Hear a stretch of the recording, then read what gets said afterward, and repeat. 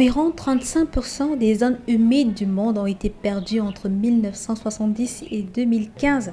Ce sont des chiffres donnés par le Programme des Nations Unies pour l'environnement. À l'occasion de la Journée mondiale de l'environnement le 2 février, les Nations Unies invitent à restaurer ces écosystèmes d'une importance capitale. Quelles pressions connaissent les zones humides au Cameroun? Quelques réponses avec Didier Yimkwa, le prescripteur du mouvement L'écologie en marche. On entend par zone humide une zone naturelle où l'élément naturel est à 60% dominé par de l'eau. On a comme exemple les marais, les zones marécageuses, les lacs artificiels aussi, les estuaires, les cours d'eau. Ensuite, sans oublier les mangroves, nous sommes quand même dans la zone, dans la côte littorale, les mangroves. C'est des zones d'abord écologiquement fragiles, c'est des zones écologiquement très fragiles qui subissent beaucoup d'agressions, de pollution. C'est des zones très riches en biodiversité. C'est des zones qui ont plusieurs services écologiques, économiques et environnementaux assez importants. C'est pour cela qu'il y a toute une journée qui lui est réservée, ou bien qui leur est réservée, parce qu'on parle des zones. J'ai parlé tout à l'heure des agressions des activités anthropiques. Donc, quand je parle d'agression, je parle par exemple de l'occupation anarchique des sols.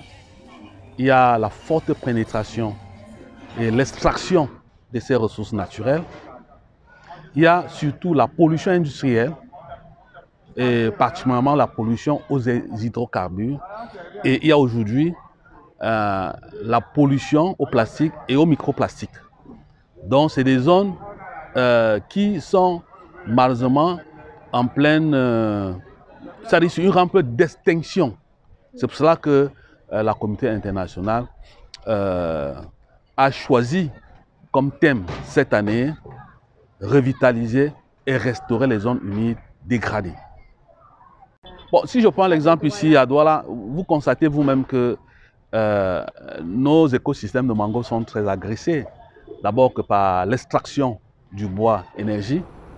Presque tous les ménages dans la ville de Douala ou Yaoundé utilisent le bois de mangrove parce qu'il a une valeur calorifique très importante. Il est même utilisé pour sécher du poisson, le mbunga. Encore, il y a la poussée démographique qui a comme corollaire l'occupation anarchique des sols. Vous voyez que Youpoué, par exemple, c'est une zone humide qui est presque occupée. Il y a, je sais pas, des pollutions plastiques. Vous trouvez des tonnes et des tonnes de plastique un peu partout. Malheureusement, avec vos yeux, vous ne pouvez pas bien observer le niveau de dégradation de ces zones-là par les microplastiques. Il y a aussi la poussée industrielle. Je prends l'exemple avec le port autonome de Douala pour sa modernisation et l'extension.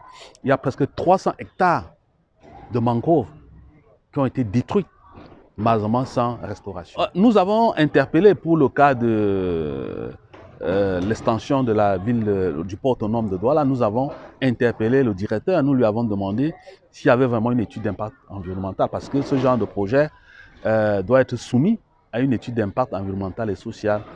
Bon, il ne nous a jamais répondu parce que ce qu'on ne dit pas assez, c'est des zones aussi qui ont une capacité de séquestration de carbone assez importante.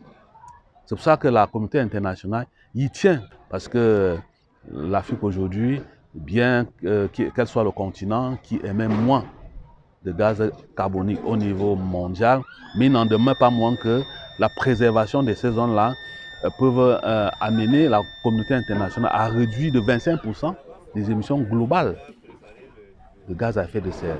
Vous voyez donc son importance. Mais malheureusement, c'est des zones qui sont détruites, c'est des zones aujourd'hui qui sont occupées parce que au départ, il n'y a vraiment pas une politique d'aménagement territorial, il n'y a pas véritablement une politique de logement social. Parce que c'est des zones à risque, c'est des zones inondables. Les gens y vont parce qu'ils n'ont pas des moyens pour aller s'installer sur des zones arides. Mais sauf qu'aujourd'hui, on a remarqué que même les personnalités qui ont beaucoup d'argent s'octroient des hectares et des hectares de terrain dans ces zones-là, en faisant des remblais. Et ce qui entraîne, peut-être vous ne le savez pas, la raréfaction d'un certain nombre d'espèces halieutiques. Les produits halieutiques deviennent de plus en plus chers. Et puis, vous avez, pour le cas de Douala, comme vous avez choisi, le côté fluvial du Vouri est presque menacé par le phénomène d'eutrophisation.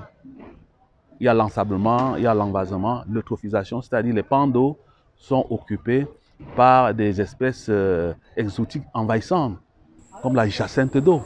Et puis, d'un autre côté, dans la zone de Douala 3e, même Douala, les communes de Douala 4, vous avez le Nipa Palms, qui est une espèce exotique envahissante qui menace même l'équilibre de ces écosystèmes de mangroves.